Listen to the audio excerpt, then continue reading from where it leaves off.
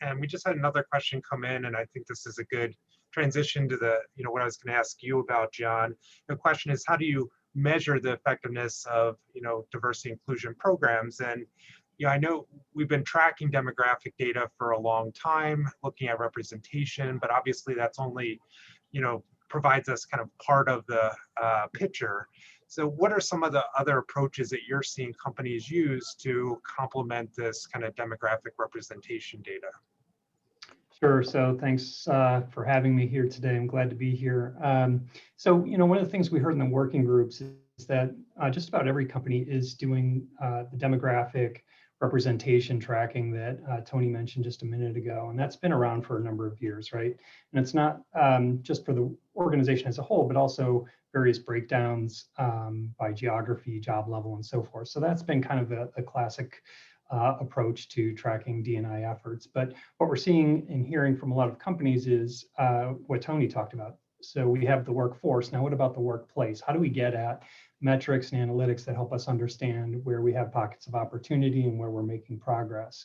And so we heard of three basic approaches. The first, none of these will be surprises, but it is kind of a new application of some of these tools. So surveys be one of the most common, whether it's internal surveys or using an external organization or partner to help with that, really to get at the inclusion dimensions.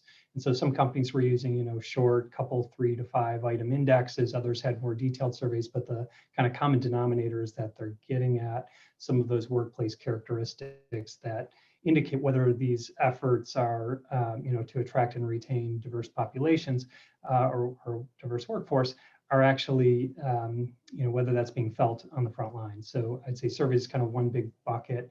The second that we heard a lot about is what I'd kind of call focus groups or more qualitative data.